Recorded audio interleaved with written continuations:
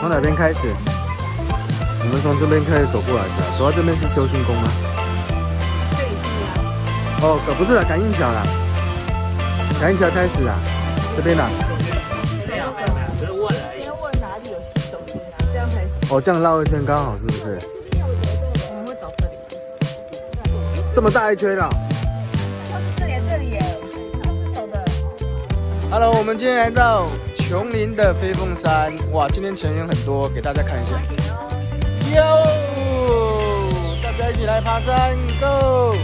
从车子停在第一停车场，那这个路边有一些停车位，那可能也是要早点出发。上面是第二停车场，我们刚停车的时间是9点半，今天应该是3个小时左右的路程。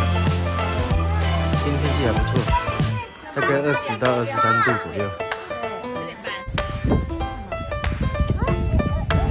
哦，不会冷吗？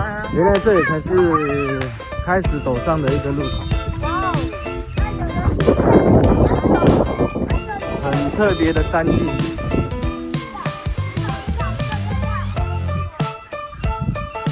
现在在这边，我们今天应该是这样走，打算这样。应该是这里，到这灌入群上再回来。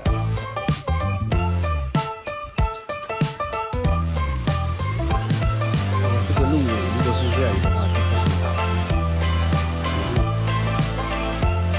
山径不利，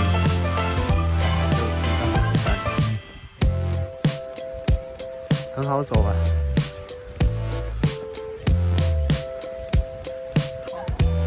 这里竟然会有那个攀绳出现，然后会有哦，厉害了哦！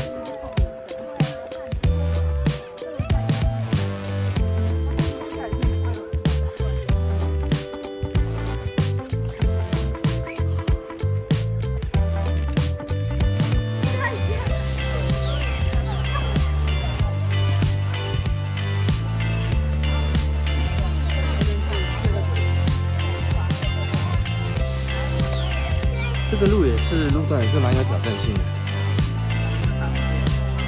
这个树枝阶梯路段，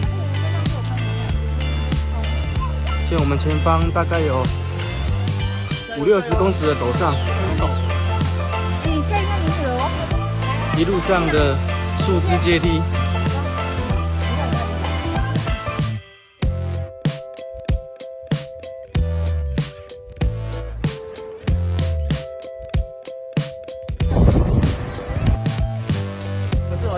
喝了再上，对，距离600公尺左右有一处的阶梯，石阶处。哦，这有大概将近50-60公尺的陡上，继续加油！